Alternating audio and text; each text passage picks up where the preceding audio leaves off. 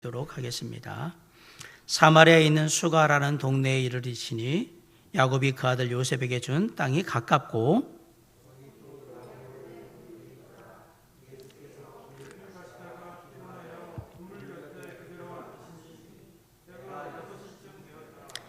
사마리아 여자 한 사람이 물을 기르러 왔음에 예수께서 물을 좀 달라 하시니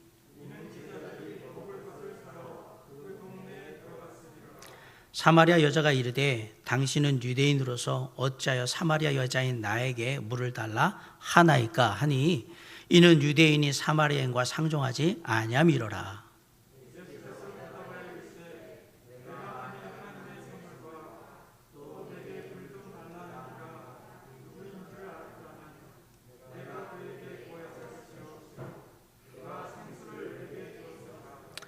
여자가 이르되 주여 물기를 그릇도 없고 이 우물은 깊은데 어디서 당신이 그 생수를 얻겠사옵나이까.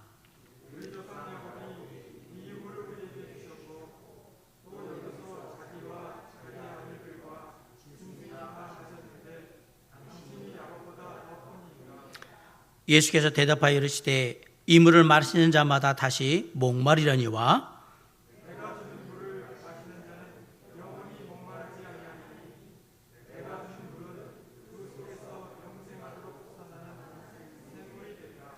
여자가 이르되 주여 그런 물을 내게 주사 목마르지도 않고 또 여기 물 기르러 오지도 않게 하옵소서. 여자가 대답하여 이르되 나는 남편이 없나이다. 예수께서 이르시되 네가 남편이 없다 하는 말이 옳도다.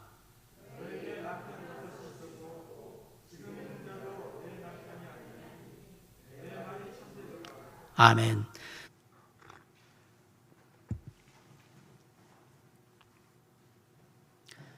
사람이 언제 허무함을 느낄까요? 대부분의 사람들이 허무함을 느끼는 가장 주된 원인이 뭐냐면 어떤 일을 하고 있는데 그 일을 해야 되는 이유를 모를 때 내가 이 일을 왜 해야 되지라고 생각할 때 허무함을 느끼는 경우가 많습니다.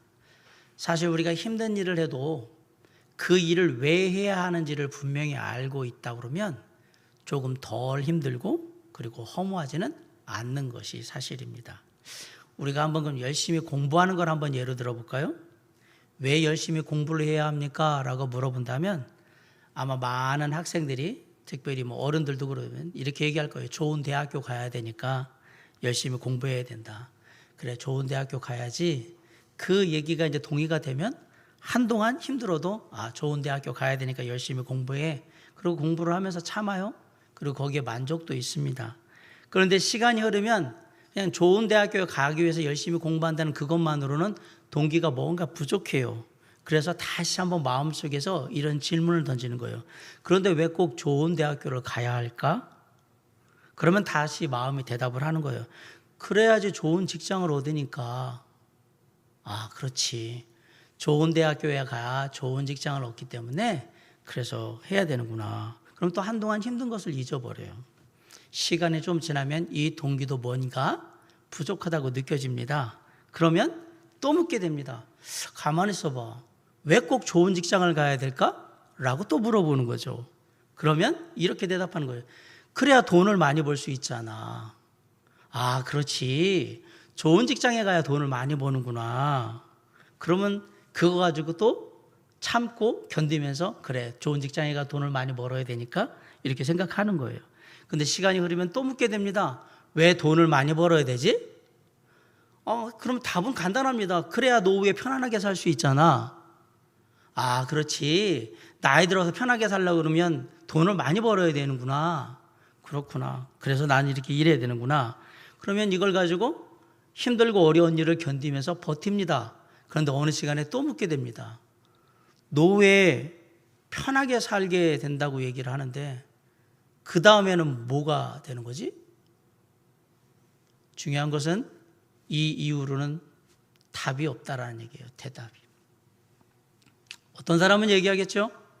노후에 편안히 살다가 그 다음에는 그냥 그러다가 죽는 거지 아니면 다 그렇게 사는 게 아닌가? 어떤 분들은 이렇게 대답할 수 있을 거예요. 그건 인생의 대답이 되지를 못합니다. 우리의 인생은 항상 뭔가를 고민하고 어떤 문제에 쌓여서 항상 그 부분에 질문하고 답하며 뭔가를 결정하는 그런 삶을 살아야 합니다. 사랑하는 성도 여러분, 편안한 노후 위에는 어떻게 되는 겁니까? 그 순간에 이 대답을 깊이 생각하는 그 순간에 이 인생에 대한 마지막에 대한 대답이 없는 분들은 허무한 거예요. 겨우 그럼 내가 지금 다 하고 있는 일은 나이 들어서 편하게 살자고 지금 다 하는 일인가? 어린아이들이 공부하는 궁극적인 목적도 나이 들어서 편하게 사는 거고요. 좋은 대학교에 가는 궁극적인 목적도 나이 들어서 편하게 사는 거고, 좋은 직장에 가는 궁극적인 목적도 나이 들어서 편하게 사는 거고, 돈 많이 버는 목적도 나이 들어서 편하게 사는 거고, 그게 인생의 목적이냐라고 물어보고, 그러면 우리는 심각한 허무함에 빠지게 될 겁니다. 결국 이게 다야? 노후에 편하게 살자는 게 내 인생의 전부인가? 라는 것을 고민하게 되겠죠. 인생은 그런 거예요. 인생은 그런데 그렇게 끝나기에는 뭔가 좀 부족하고 뭔가 마음에 들지 않아요. 그러다가 만약에 편안한 노후도 보내지 못하고 돈 벌다가 죽으면 어떻게 되지? 그렇게 끝나면 나는 어떻게 되는 건가? 열심히 공부를 했는데 좋은 대학교도 못 가면 어떻게 하지?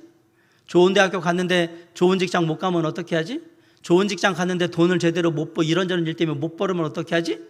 그러면 다음엔 어떻게 하지? 자, 인생의 고민과 문제가 우리가 생각하는 것보다 심각하게 다가오고 있다는 사실을 압니다.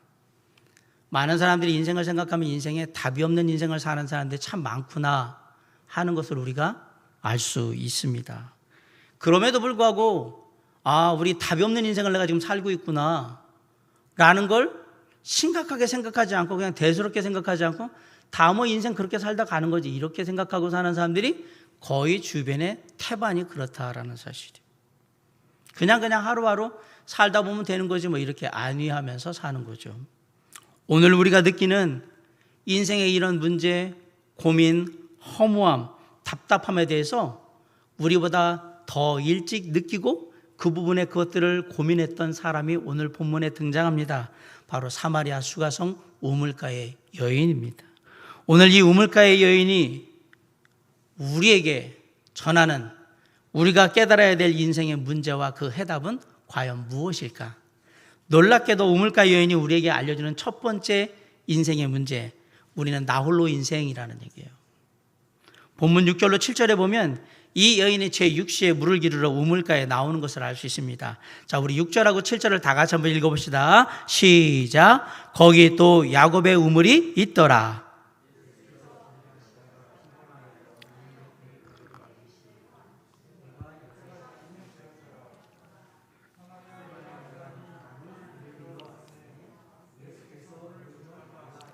네, 여기 보면 6시에 예수님이 우물가에 가셨는데 6시인데 그때 사마리아 여인이 왔다라고 되어 있습니다. 이스라엘 시각으로 6시면 낮 정오 12시 시간입니다. 사막기후 지역에서 12시는 가장 뜨거운 더운 시간이에요. 바꿔 말하면 아무도 우물가에 나오지 않는 시간이 언제냐면 6시예요. 그런데 이 여인은 왜 이 시간을 선택해서 우물가에 나왔을까요? 이유는 간단합니다. 사람들을 만나는 게 부담스럽고 싫었던 겁니다. 다시 말하면 이 여인은 나홀로 인생, 외톨이였던 겁니다. 다른 여인들은 아침이나 저녁에 해가 뜨기 전 해가 지고 난 다음에 3, 4, 5 짝을 지어서 물동이를 이고 이런저런 얘기를 나누면서 그렇게 우물가에 와서 물을 길어가지고 집으로 돌아갔는데 놀랍게도 이 여인은 지금 낮 12시에 혼자 나홀로 우물가에 와서 물을 깃고 있는 겁니다. 이 여인의 모습이 지금 이 시대를 살아가는 우리의 모습일 수 있습니다. 한 아파트 같은 동에 사는데 옆집에 사는데 옆집 사람이 누구인지도 몰라요. 그렇게 아무렇지도 않게 왕래도 안 하고 나홀로 살다가 죽게 되면 죽은 지 한 달 후에 발견되는 건 기본이고 어떤 때는 6개월, 어떤 때는 1년이 지나가지고 그렇게 해서 죽은 시신이 발견되는 경우가 종종 우리가 신문 보도를 봅니다. 보건복지부 올해 보고에 의하면 우리나라 노인 인구 추이가 있어요. 최근 5년 사이에 65세 이상 되는 독거 노인의 수가 2016년에는 127만 명이었어요. 2021년 현재는 167만 명으로 30%가 넘게 증가를 했습니다. 65세 이상 인구 사망자 수 및 무연고 사망자 수에 따르면 무연고 노인의 사망자 수는 2015년에 666명이었는데 2020년에는 1331명으로 약 2배가 증가해 있습니다. 자, 2020년 또 다른 일, 19세에서 39세 이하의 무연고 사망자는 97명이었습니다. 무연고 사망이라는 얘기는 사람이 죽었는데 그 사람과 연관된 가족이나 이런 연락처가 아무것도 없는 사람을 얘기하는 거예요. 그런데 연고지와 사람 가족과 무관하게 홀로 고독사한 사람은 이 무연고 사망자의 몇 배는 될 거라는 것이 추정치입니다. 그래서 최근에 등장한 새롭게 각광받는 직업이 뭐냐면요, 유품 정리사입니다. 말 그대로 죽은 사람이 죽으면 그 사람이 생전에 썼던 물품 중에 버릴 것, 보내줄 것 이런 것들을 정리하는 사람들이에요. 아시겠지만 어떤 사람이 죽으면 보통은 가족 중에 누군가가 나서서 유품을 정리하고 버릴 건 버리고 태울 건 태우고 그리고 가지고 있을 건 가지고 이렇게 하는데, 놀랍게도 1인 가구와 혼자 사는 무연고로 사는 사람 그리고 가족들과 완전히 소식이 끊겨 사는 사람들이 많이 늘어나다 보니까 이걸 어디에 연결할 수가 없는 거예요. 그러다 보니까 이런 사람들을 전문적으로 처리해주는 특수업체, 그 유품 정리사가 등장을 하기 시작했습니다. 나홀로 인생을 사는 사람들에게 필요한 직종으로 새롭게 각광받는 게 뭐였냐? 유품 정리사예요. 이 유품 정리사를 하시는 사업체를 운영하시는 사장님이 이렇게 그 인터뷰에 얘기를 했어요. 신문 인터뷰에. 사업 초기 같은 경우는 이 청년층의 사망자와 중장년층의 이 고독사, 혼자 죽는, 나홀로 죽는 사람들의 그 비율이 중장년이 7이면 청년들이 3이었는데 최근에는 어떻게 봤느냐? 중장년과 청년과 비율이 보면 5대5 정도 되는 의뢰가 계속 들어오고 있는 거예요. 쉽게 말하면 청년 중에 지금 고독사로 죽는 사람들이 혼자 죽는 경우가 월등히 늘어나고 있다는 사실이에요. 지금 우리 사회에는 밤이 무서운 사람들이 도처에 넘쳐납니다. 낮에는 사람들 안에서 활기차게 웃고 떠들고 자신만만해 보이던 사람들이 해가 지고 밤이 되면 견딜 수 없이 우울해하고 공허해하고 괴로워하는 사람들이 있습니다. 수면제가 없이는 그 텅 빈 방 안에 깜깜한 밤을 보내는 것이 너무너무 힘든 나홀로 인생들이 많다라는 얘기예요. 나홀로 인생이 되면 돈도 쓸데없고 지식도 쓸데없고 명예도 쓸데없고 권력도 쓸데가 없습니다. 나홀로 인생은 이렇게 위험한 겁니다. 아울러서 이웃에게 문을 열지 않고 나홀로 사는 것, 그 중에 더 심각한 문제가 있습니다. 바로 스스로 인생의 문, 마음의 문을 닫고 가족과 친구, 이웃들로부터 완전히 외면된 외톨이 생활을 하는 거예요. 이거를 보통 우리가 운둔형 외톨이, 일본어로 히키코모리라고 하는데, 왜냐하면 일본은 이미 그 시간들을 겪었거든요. 청소년 정책연구원의 발표에 의하면 2020년 현재 19세에서 39세의 은둔형 외톨이가 우리나라에 13만 5천 명 있다라고 공식적으로 얘기를 했는데, 이거는 그냥 그렇게 추정한 거고, 자신이나 가족들이 은둔형 외톨이라는 게 창피하고 부끄러운 일이라 얘기 안 하는 사람들을 감안하면 이 수치의 몇 배는 더 많을 거라는 것이 지금 추산입니다. 많은 사람들이 어떻게 보면 지금 나홀로 인생의 위기를 당하고 있는 겁니다. 이렇게 나홀로 사는 삶의 외로움을 조금이라도 위로받고자 해서 대신하는 그 대체제가 뭐냐? 그게 반려동물인 거예요. 혼자 사는 게 외로우니까 동물이라도 데리고 있기를 해서 개나 고양이를 기르게 되는 거예요. 나홀로 외로움이라는 병을 앓고 있는 분이 혹시 주변에 보이십니까? 혹시 내가 지금 나홀로 인생을 사는 것은 아닐까? 오늘 본문에 나오는 사마리아 수가성의 여인이, 이 우물가 여인이 우리보다 이전에 나홀로 인생을 살았던 사람이라는 걸 한번 생각해 보시기 바랍니다. 이 수가성 여인이 우리에게 얘기하는 또 하나의 인생의 모습이 있어요. 상처받은 인생이라는 거예요. 본문 7절에 보면 예수님께서 이 여인에게 물을 좀 마실 수 있도록 떠서 달라고 부탁을 합니다. 그런데 이 여인의 대답이 이상합니다. 누군가 물을 달라고 하면 대답은 사실 간단합니다. 네, 제가 떠서 드릴게요 하든지, 아니요, 저거 싫으니까 알아서 떠서 드시든지 말든지 하세요. 그리고 그냥 못 주겠습니다, 이렇게 둘 중에 하나만 하면 되는데, 그런데 이 여인은 전혀 예상치 못한 대답을 합니다. 우리 9절 한번 다 같이 읽어봅시다. 시작. 사마리아 여자가 이르되,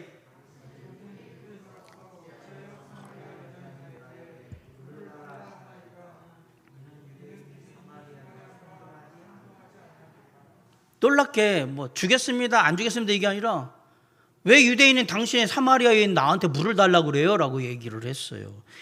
이 여인의 대답에는 그 안에 뿌리 깊은 상처가 있다라는 걸 지금 보여주는 거예요. 이 여인의 대답에는 유대인들과 사마리아인들 사이에, 유대인들이 사마리아인들 향해서 멸시하고 천대했던 그런 뿌리 깊은 역사적인 상처가 그대로 담겨 있는 대답을 지금 하고 있는 거예요. 원래 사마리아는 북왕국 이스라엘의 수도였습니다. 가나안 정복 전쟁 당시에 여호수아가 에브라임, 단, 므낫세 지파의 반에게 준 땅이 어디냐? 바로 이 사마리아 땅입니다. 솔로몬 왕이 죽은 후에 이스라엘이 둘로 나눠졌는데, 북왕국 이스라엘과 남왕국 유다로 나뉘어지게 되는데, 이후에 북왕국 이스라엘은 250여 년을 더 가게 돼요. 그러다가 722년에 아수르의 왕인 살만에셀이 북왕국 이스라엘을 침공하게 되고, 그로 말미암아 북왕국 이스라엘은 멸망하게 됩니다.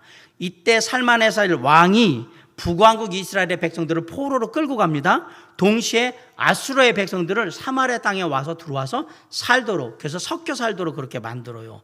이후에 마케도니아의 알렉산더 대왕이 다시 이 북왕국 이스라엘을 침공해서 사마리아 사람들을, 이스라엘 사람들을 다 또 포로로 데려가는 동시에 마케도니아 사람들을 또 데려다가 이 사마리아 살도록, 섞여 살도록 만들어요.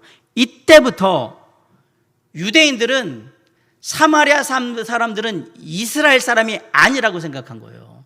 이미 민족이 다른 이방 민족으로부터 피가 섞인 혼혈 민족이기 때문에 이스라엘 백성이 아니라고 생각하고 이방인처럼 생각하고서 멸시천대하면서 그렇게 대하기 시작했습니다. 그래서 유대인들이 바벨론의 포로 생활에서 끌려갔다가 다시 귀환해서 예루살렘 성전을 재건할 때에 사마리아에 있는 속칭 자기네들도 유대인이라고 생각했던, 이스라엘 백성이라고 생각했던 사람들이 우리가 도와줄 테니까 성전을 다시 재건하자라고 할 때, 놀랍게도 이스라엘 백성들이 너희들의 도움은 받지 않겠다라고 거절해버린 이유가 있어요. 사마리아 사람들이 이방인이라고 생각했기 때문에 그것을 받지를 않았어요.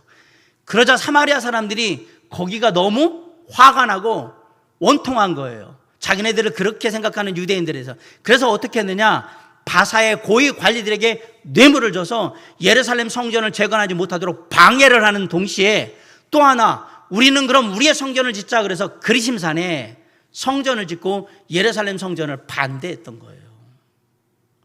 그런 역사의 아픈 상처가 그대로 있어요. 마치 우리가 일본 사람들에 대해서, 일본이라는 나라에 대해서 갖고 있는 민족적인 상처가 있듯이 똑같은 상처가 있단 말이에요.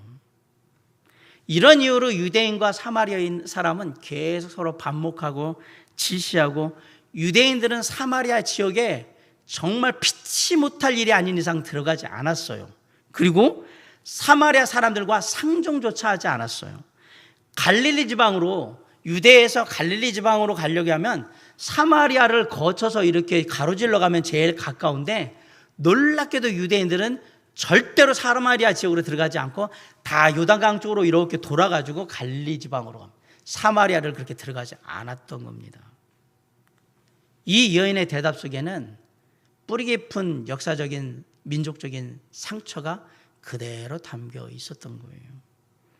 당시에 유대인들 안에 그 널리 통용됐던 말 중에 하나가 뭐냐, 사마리아 놈들의 빵을 먹는 자는 돼지의 살코기를 먹는 것과 같다, 이런 말이 막 돌았어요. 자, 여러분 잘 아시지만 유대인들은 돼지가 부정한 동물이기 때문에 돼지고기를 절대로 정통유대인은 유대인은 먹지를 않습니다. 근데 뭐라고 했냐, 사마리아 녀석들의 빵을 먹는 자는 돼지고기 먹는 거하고 똑같아, 율법을 범하는 거잖아요. 똑같은 사람이 이렇게 하면 이거는 절대 해서는 안 되는 일인 거죠. 그만큼 유대인들은 사마리아 사람들을 더럽고 부정한 그러한 족속으로 본 거예요. 그러면 사마리아 사람들은 유대인들을 향해서 이랬겠죠. 자기들은 얼마나 깨끗하다고, 얼마나 대단하다고 우리를 그렇게 맨날 봐. 이런 식의 서로 질시하고 반목하는 시간들이 계속 시간 몇 세대를 걸쳐서 이루어진 거예요. 이 여인도 사마리아 여인이다 보니까 이 유대인인 예수님을 보면서 그 상처가 불쑥 튀어났던 거예요. 그래서 대답한 거예요. 유대인이 왜 나한테, 사마리아인이 나한테 물을 달라고 합니다. 상종도 하지 않으면서 이렇게 했던 거예요. 할 수 있다면 우물가에서 지금 예수님을 만났는데 이 예수님과, 유대인인 예수님과 눈길도 마주치고 싶은 생각이 없고 말 한마디 나누고 싶은 생각이 전혀 없는 겁니다. 그런데 예수님이 말을 건 거예요. 그런 여인에게 말을 걸었던 거예요. 그러면 이렇게 얘기하잖아요. 말을 걸자마자, 아니 사마리아인인 나한테 유대인인 당신이 왜 그런 부탁을 합니까? 이 얘기는 뭐냐면, 나한테 그런 말 하지 말고 저 마음속에 내가 쓴뿌리가 있으니까 나 그냥 놔두세요. 아무것도 나한테 시키지 말고 나 건들 생각도 하지 마세요. 지금 이렇게 말한 거예요. 세상에 살아가면서 그 누구에게도 상처받지 않고 완벽한 인생을 사는 사람은 아무도 없을 겁니다. 살다 보면 이런저런 일로 또 이 사람 저 사람 통해서 상처를 받기도 하고 또 상처를 주기도 하고 그렇게 사는 거죠. 그런 인생의 모습을 이해하고 상처를 받아들이면 시간이 지나서 상처가 아물게 되고 또 그렇게 받았던 상처를 경험을 해서 아, 내가 인생을 살아야 할 때는 이렇게 살아야 되겠구나 하고 조금 더 지혜로운 모습을 보이는 게 정상적인 삶의 모습이 될 겁니다. 문제는 인생의 아픈 상처를 끌어안았지만 그 상처를 제대로 치유하지 못한 채 그냥 그렇게 살아가고 있는 게 문제가 되는 겁니다. 이렇게 치유되지 못한, 제대로 치유되지 못한 상처를 그대로 가지고 살아가는 사람들의 모습, 대표적인 특징들이 뭐냐? 주변 사람들을 믿지 못합니다. 그리고 사람들을 대할 때 공격적이 된다는 것을 우리가 알게 됩니다. 아울러서 이런 사람들은요, 그렇게 하는 거예요. 지나치게 다른 사람들에게 나도 잘 못하면서 너는 이렇게 해야 된다 저렇게 해야 된다 막 요구하게 될 가능성이 높아요. 그리고 뭔가 얘기하면 그 진위를 의심할 가능성이 높고, 그냥 평범하게 던졌는데 왜 나한테 저렇게 얘기하지? 이렇게 하고 그냥 웃자고 농담으로 던진 얘기를 죽자고 달려드는 그런 경우가 생기는 것은 다 마음에 뭐가 있기 때문이다. 상처가 제대로 치유되지 않았기 때문에 나오는 반응들인 거예요. 누군가 내게 다가와서 내 안에 상처에 소금을 뿌리는 듯한 그런 아픈 고통이 있다면, 그리고 이 사람이 나한테 가까이 오면 나한테 뭔가 상처를 줄지 몰라라는 마음으로 그렇게 내가 사람을 바라보면서 저 얘기가 뭘까라고 의심을 하고, 그리고 지레 겁먹고 퉁명하게 대답하고 짜증을 내는 경우, 혹시 내가 그러고 있습니까? 그렇다면 나는 이 우물가의 여인처럼 상처 입은 인생이라는 사실을 잊으시면 안 됩니다. 오늘 이 우물가의 여인, 수가성의 여인은 우리처럼 상처 입은 인생으로 살고 있었다라는 사실이에요. 아울러서 세 번째로 이 우물가의 여인요, 목마른 인생이었습니다. 오늘 본문에서 예수님과 우물가 여인 그 두 분 사이에 나오는 가장 대화 중에 흥미로운 부분은 10절입니다. 예수님이 마실 물을 좀 떠달라고 사마리아 여인에게 요청을 했는데, 사마리아 여인은 그 뿌리 깊은 상처로 뭐라고 얘기하냐면, 왜 사마리아인에게 유대인인 당신이 물을 떠달라고 하냐고 그렇게 대답을 해요. 그러자 예수님이 그 사마리아 여인에게 10절을 보면 이렇게 대답합니다. 자, 우리 10절 한번 다 같이 읽어볼까요? 시작. 예수께서 대답하여 이르시되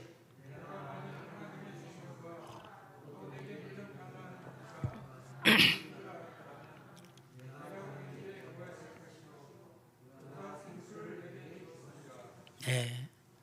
예수님께서는 이 여인이 목마른 인생을 살고 있다는 걸 너무나도 잘 알고 계셨어요.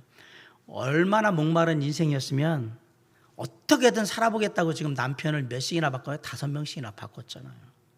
남들이 뭐라고 손가락질하고 욕할지 뻔히 알매도 불구하고 얼마나 인생이 목말랐으면, 뭔가 새롭게 변화되고 싶었으면 어떻게든 바꿔보겠다고 지금 마지막까지 자기가 할 수 있는 그 모든 수단과 방법을 가리지 않고 있는 거예요.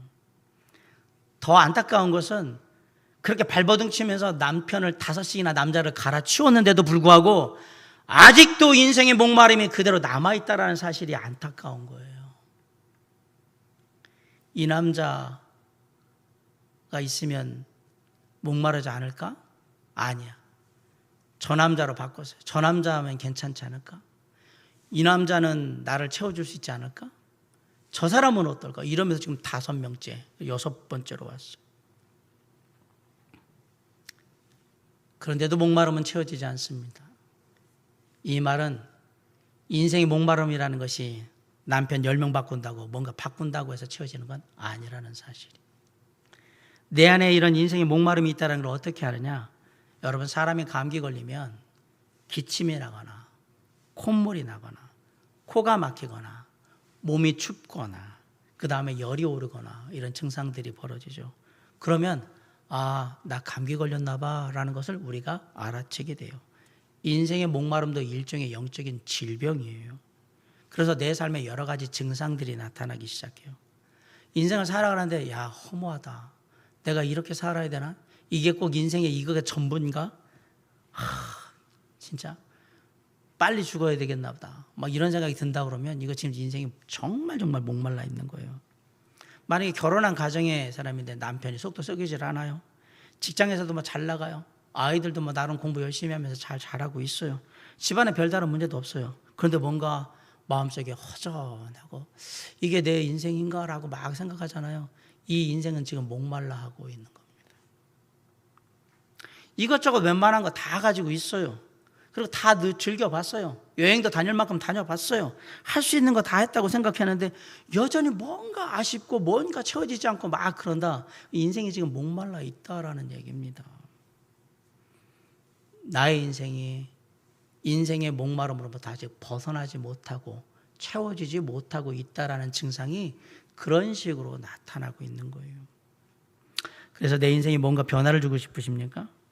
일상의 평범함을 벗어나서 뭔가 정말 짜릿하고 강렬하고 황홀한 것을 맛보고 싶다는 생각이 드십니까?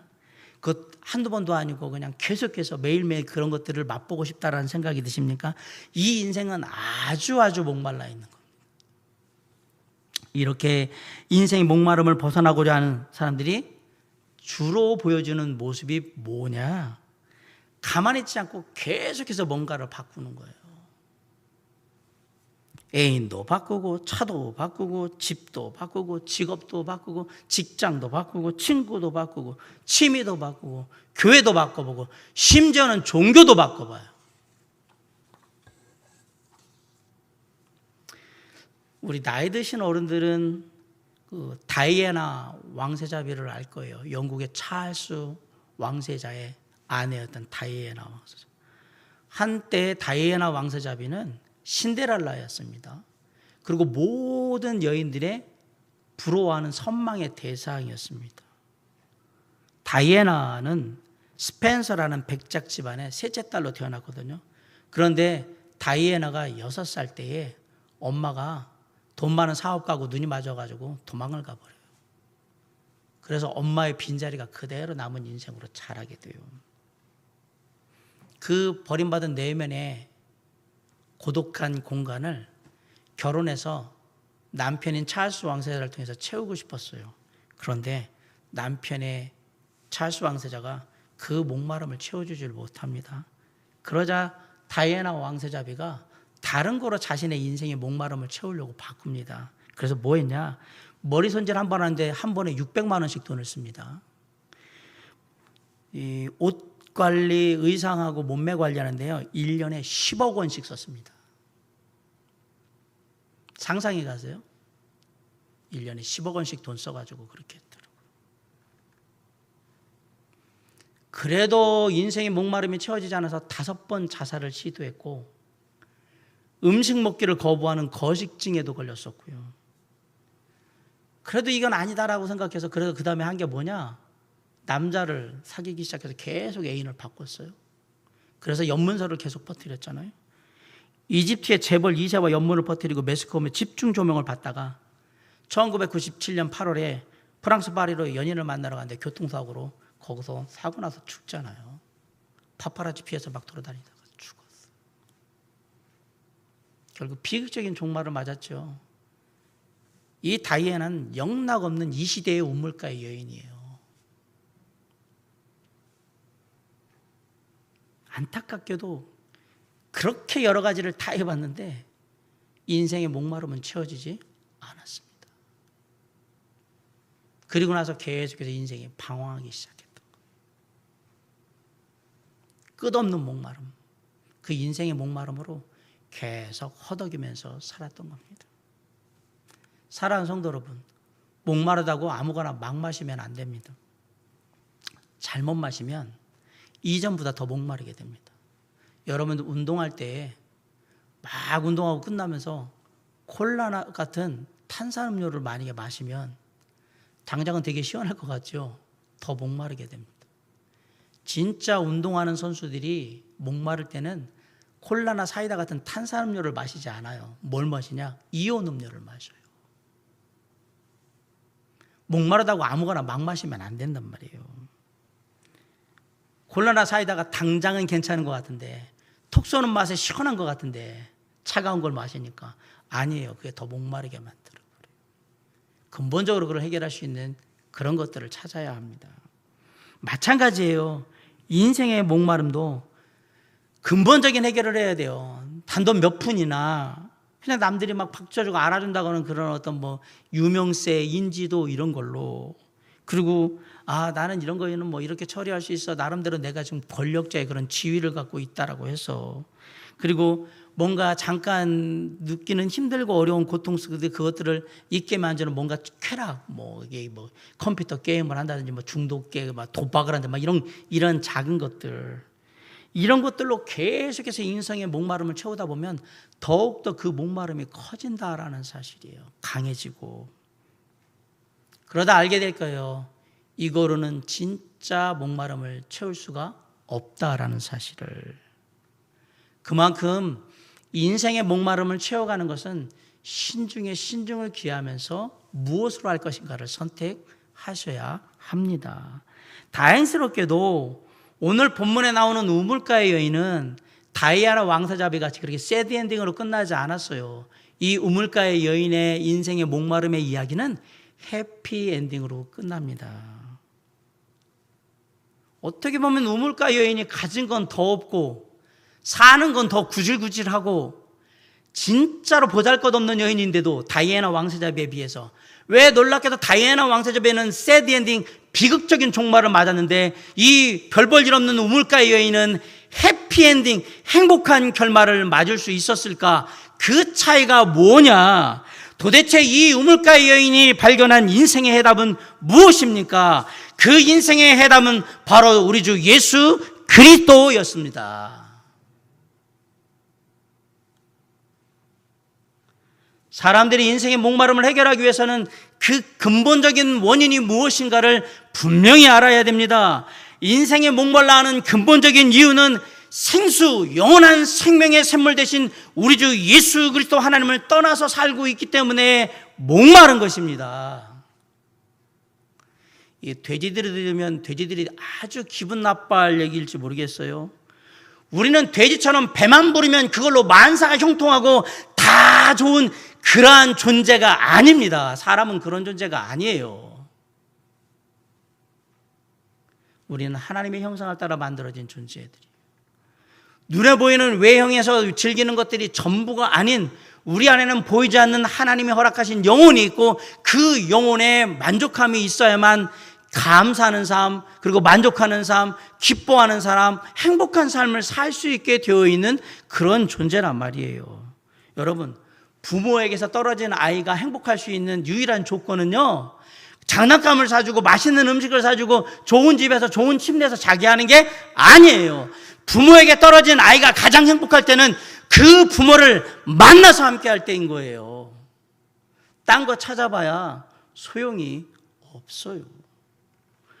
온 세상의 것을 다 준다 해도 부모를 만나지 않는 한 이 아이는 절대 행복하지 않습니다.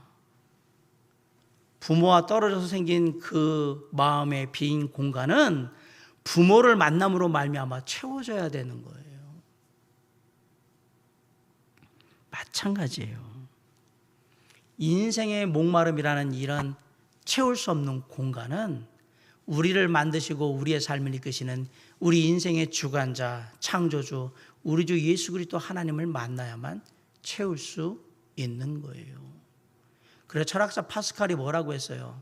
모든 사람에게는 한 곳에 빈 공간이 있는데 그 공간은 오직 우리를 창조하신 하나님, 그 하나님이 들어오셔야만 채워질 수 있는 공간이라고 철학자 파스칼이 얘기를 했던 거예요. 우리의 인생의 목마름의 문제는 생수 되시는 우리 주 예수 그리스도 하나님께서 함께 하셔야만 채워질 수 있는, 그래야만 만족할 수 있는 그러한 목마름인 겁니다. 자, 예수님을 만나는 순간 이 여인이 어떻게 변화되었을까요? 먼저 사람들을 피하던 이 여인이 어떻게 합니까? 예수님 만나고 나서 물동이를 버려두고 동네로 들어가지 않습니까? 그렇게 만나기 싫어가지고 땡볕에 물 들어가고 정말 할 수만 있다면 피하고만 싶었던 그 사람들을 제 발로 찾아가서 만납니다. 더 이상 나홀로 인생으로 살지 않게 됩니다. 누구를 만남으로? 예수 그리스도를 만남으로 이 우물가 여인은 더 이상 나홀로 사는 인생을 살지 않게 됐던 거예요. 아울러서 이 여인은 더 이상 상처받은 인생으로 살지 않게 되었습니다. 자 보세요. 자신은 그렇게 적대적으로 생각했던 유대인, 그리고 자신도 그렇게 생각했던 예수님과 이야기를 나누면서 놀랍게도 지금 이 여인이 동네에 들어가서 함께 만나보자고 알아야 된다고 얘기하는 사람이 누구냐? 놀랍게도 유대인인 예수님이에요. 이 말이 뭘 얘기하는 겁니까? 이 여인의 상처가 치유됐다 이 얘기예요. 그래서 가서 사람들에게 예수님을 전하고 있는 거예요. 어떻게 치유됐습니까? 예수님을 만나고 마음의 상처가 치유됐어요. 더 이상 상처받은 인생으로 살지를 않아요. 그리고 더 이상 목마른 인생으로 살지도 않아요. 왜? 자 보세요. 이 여인 지금 여기 왜 왔냐? 물 들어왔어요. 근데 지금 물이 필요하지 않아요. 영원한 생수 대신 예수 그리스도 하나님을 만났기 때문에 더 이상 물이 필요하지 않아요. 그래서 마을에 들어가요. 그리고 사람들에게 얘기해요. 나의 모든 삶을 알고 있는, 내 인생의 문제를 알고 있는 그분을 당신들도 만나야 된다고 얘기하고 있는 거예요. 그 모습 속에 기쁨이 넘치고 활력이 넘치고 정말 은혜가 넘치고 생명력이 넘치는 모습을 보여주잖아요. 누구를 만나고 나서? 예수 그리스도를 만나고 나서. 도대체 예수님이 어떤 분이시기에 나홀로 인생, 상처받은 인생, 목마른 인생을 이렇게 한순간에 다 바꿔버릴 수 있으셨을까? 예수님은 저와 여러분의 모든 것을 다 알고 계신 하나님이시기 때문에 가능한 겁니다. 예수님과 이 여인이 나눈 대화 중에 예수님이 갑자기 얘기를 하다가요, 대화의 흐름을 확 바꿔버리는 때가 나와요. 그리고 이 여인에게 뭐라고 얘기하냐? 여러분 16절에 보세요. 네 남편 불러오라고 얘기해요. 그죠? 대화가 막 진행은 되다가 네 남편 불러와. 이 얘기는 사실 이 이야기의 흐름에 맞질 않는데 예수님이 툭 던졌어요. 그런데 이 여인이 놀랍게도 여기서 남편을 왜 데려와요? 제가 뭐 데려드릴 일이 남편이 잘못했나요? 이러면서 막 궁색하게 변명을 하거나 막 당황하면서 어떻게든 이 질문을 피하려고 하지 않고 뭐라고 대답하느냐? 17절에 저는 남편이 없습니다. 딱 대답을 하잖아요. 그러자 예수님이 18절에서 뭐라고 합니까? 자, 우리 18절 다 같이 한번 읽어봅시다. 시작. 너에게 남편 5이 있었고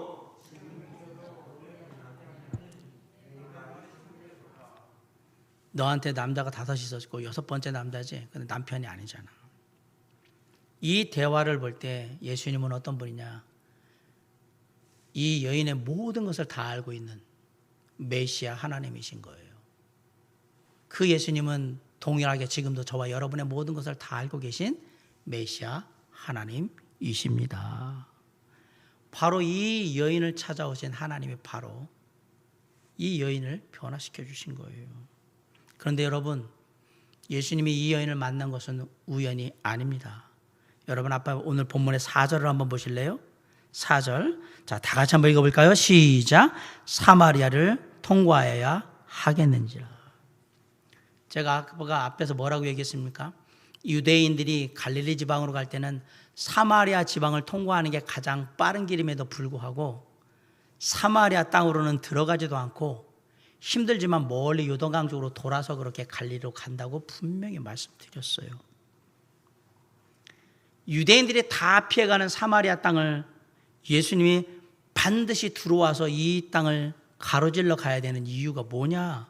바로 이 사마리아 수가성 우물가의 여인을 만나기 위해서 오신 겁니다. 예수님께서는 의도적으로 사마리아 땅에 들어오셨고요. 우물가에 먼저 도착해서 누구를 기다리고 계셨냐면 이 여인을 기다리고 계셨습니다. 정말 주님은 좋으신 분입니다. 이 만남이 우연이라고 생각하십니까? 아닙니다. 이것은 하나님의 계획입니다. 그렇다면 오늘 이 아침에 저와 함께 이 요한복음 4장에 나오는 우물가의 여인의 이야기를 듣고 있는 저와 여러분은 그냥 우연히 만나가지고 이 이야기를 듣고 있다라고 생각하십니까? 제가 오늘 이 아침에 우연히 여러분에게 요한복음 4장에 나오는 우물가의 여인의 이야기를 여러분에게 들려드리고 있다라고 생각하십니까? 아닙니다. 이것은 하나님의 계획입니다.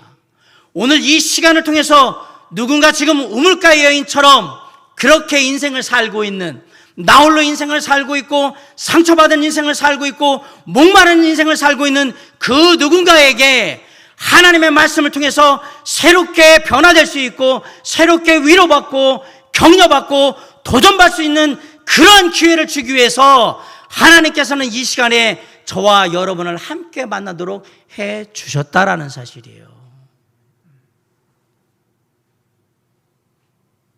지금 이 시간 나홀로 인생, 상처받은 인생, 목마른 인생을 살고 있는 나를 만나주시고 나를 새롭게 일으켜 세워주시기 위해서 주님이 먼저 오셔서 나를 기다리고 계셨다라고 하면 여러분 마음이 어떻겠습니까? 감사하고 또 감사하며 정말 그 은혜에 몸둘 바 몰라 하는 게 당연한 거 아닙니까? 주님은 늘 그렇게 하셨던 분이에요.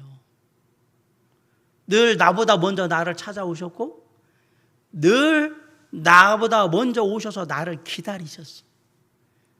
내 모든 삶의 형편과 상황을 다 아시는 주님께서 놀랍게도 늘 먼저 나를 찾아오셨고 먼저 오셔서 내가 오길 때까지 기다리고 계신 거예요. 그 하나님의 은혜와 사랑을 어찌다 우리가 감당할 수 있겠습니까? 그 사랑을 알고 그 은혜를 안다면 지금 우리는 주님 앞에 나가서 겸손히 솔직하게 얘기해야 돼요. 주님, 제가 나홀로 인생 살면서 혼자라서 너무 외로웠어요.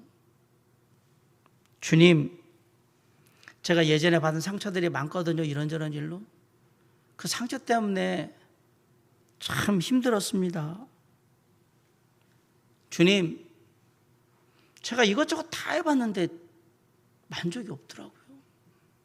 뭔가 인생이 빈 것 같은 생각이 자꾸 들어서 힘들었습니다.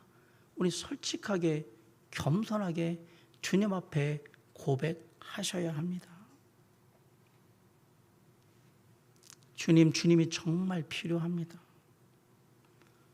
나홀로 인생에서, 상처받은 인생에서, 목마른 인생에서 주님 통해 벗어나서 이제부터 제가 더불어 사는 인생 되게 해주시고 온전히 상처를 치유받고 더 나가서 이제 상처받은 영혼들을 보다듬어주는 인생으로 살 수 있도록, 그리고 인생에 이것저것 하면서 목말라 하기보다는 오직 우리 주 예수 그리스도 하나님께서 나에게 허락하신 그 모든 것으로 인해서 감사하며 만족하며 평안한 삶을 살 수 있도록 저를 지금 이곳에서 붙들어 일으켜 세워주시고 인도하여 주시옵소서. 저는 그런 주님이 정말 필요하다고 겸손히 구하시기 바랍니다. 바로 지금이 은혜 받을 만한 때이고 바로 지금이 구원의 때이기 때문에 그렇습니다.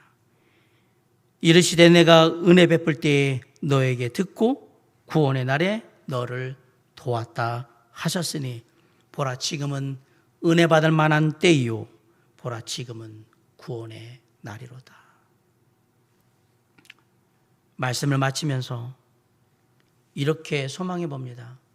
지금 이 시간 저와 여러분의 삶의 모든 것들을 다 아시는 우리 하나님께서, 우리 주님께서 오늘 이 말씀을 듣는 어떤 분에게는 구원의 하나님으로 역사하시고 사마리아 수가성의 우물가의 여인처럼 구원의 하나님으로 역사하시고 또 어떤 분에게는 이미 구원받았지만 그 인생이 나홀로 인생이라서 상처받은 인생이라 목마른 인생이라서 힘들어했다라면 그들에게는 오늘 지금 이 시간이 은혜의 하나님 우리 주 예수 그리스도께서 역사하심으로 더불어 사는 인생, 상처가 치유받은 인생, 그리고 목말라 하지 않고 이제 생수의 그 영원한 그 은혜로 만족해하는 인생으로 변화되는 새로운 시작이 이루어지는 이 아침이 될 수 있도록 성령께서 지금 이 시간 하나님의 말씀 앞에 서는 모든 사랑하는 성도들을 살피시고